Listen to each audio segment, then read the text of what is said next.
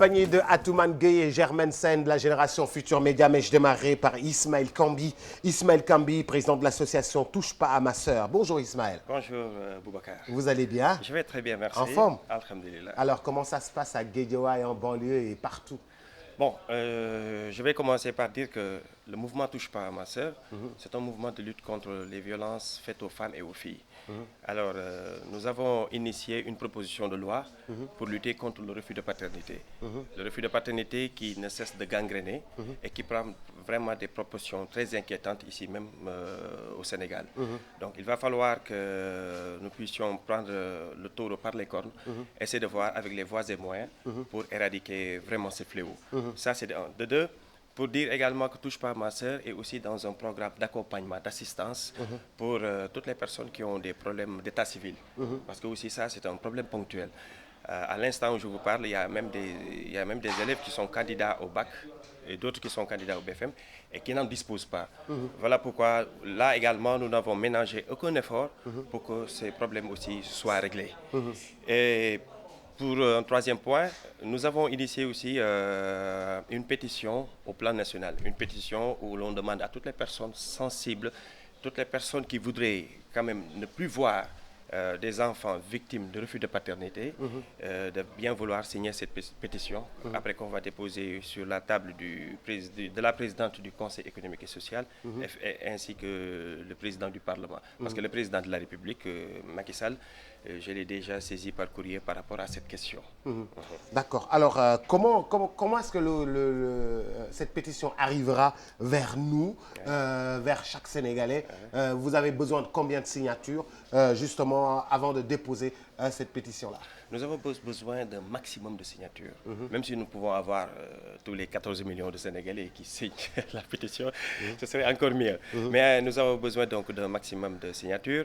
La pétition sera lancée bientôt sur le net et les élèves, les étudiants, toutes les personnes en tout cas sensibles sur la question vont devoir signer. Et aussi pour ajouter qu'actuellement, Touche pas à ma sœur et dans les institutions de formation, dans les établissements du privé, du public, et aussi avec le soutien du commissariat central de la banlieue, je veux dire de Guédiawaye, en passant par le commissaire central, Madame Sanou Diouf, ainsi que les adjudants Nongo, adjudants Camara et tout.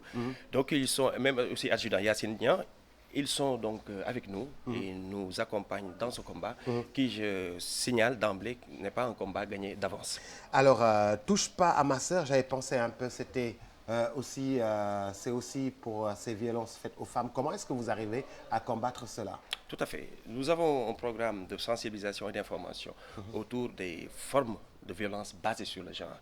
Je veux dire, par exemple, il y a la pédophilie, il y a le harcèlement sexuel, il y a le viol, et il y en a aussi tant d'autres. Donc, nous menons une campagne de sensibilisation et d'information auprès des populations.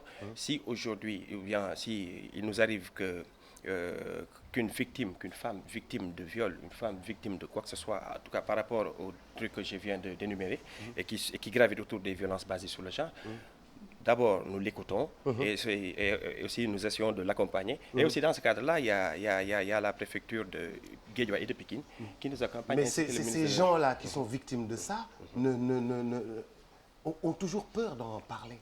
Tout à fait.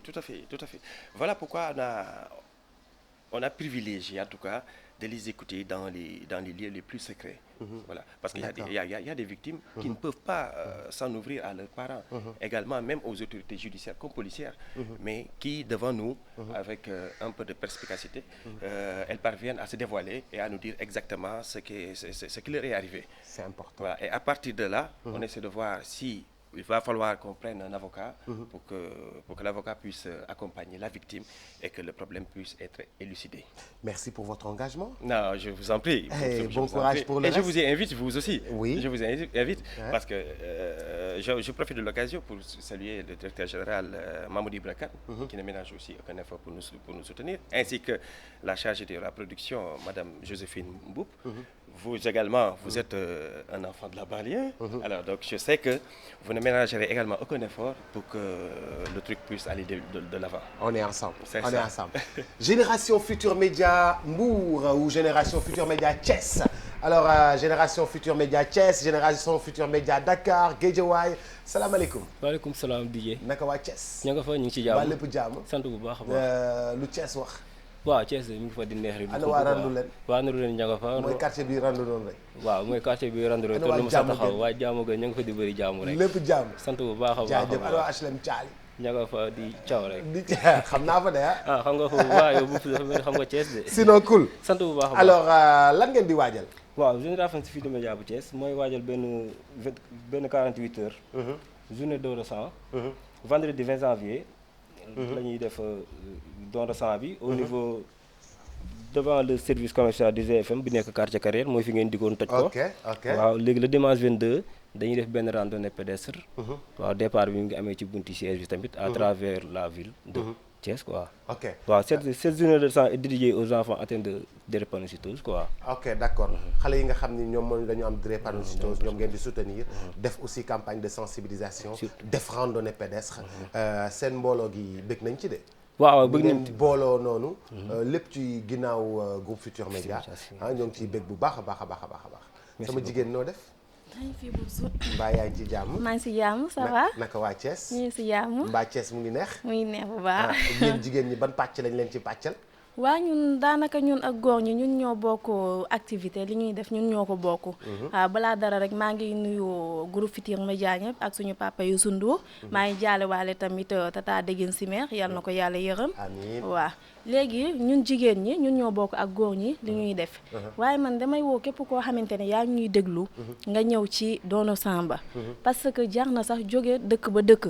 parce que dafa doon loo xamante ne du sax maye mais denkaane la. parce que chaque at suñu yaay yi nga xamante ne ak suñu sœur yi da bu ñuy accoucher dañuy perte deret bu bëri mën nañ dem sax ba ñàkk ci seen bakkan. léegi yow loolu moo tax ñun ñuy woo ñëpp di woo Thiès waay yi. di woo fépp fu nit nekk ci Sénégal ñoo ngi lay woo. di lay naan nga ñëw ci bés boobu ndax lu am solo la. parce que may deret doon na loo xamante ne dafa baax et puis tuyaaba bi la yàlla di bindal. xamoo nu mu toll ngeen baal ma nag dama déggul olof bu baax. alors kañ la exactement. waaw vendredi 20 janvier. à 8h. vendredi 20 janvier 8h ci suba mooy don de sang bi ci kanamu siège u GFM bi nekk GFM Thiès. incha allah incha maa ngi bég bu baax. waaw ñoo leen ñu waa Thiès. nañ ko dégg incha allah et dinañ ci ñëw incha allah indi caméra yeeg yooyu comme ça ñu filmer ko. génne ko dégg nga. yow tamit ñoo ngi lay invité waale. ndax ba ñëwee ñu toggal la cere comme yow. waaw xamuloo cere xam nga affaire séeréer yooyu moom. ayu ma ci affaire séeréer yooyu moom. nañ la defaral lacciri kon. defal ma lacciri haako. ay nedd ko bandu yoo. awa lacciri haako yoo. maman Ndeye Fatou Ndiaye.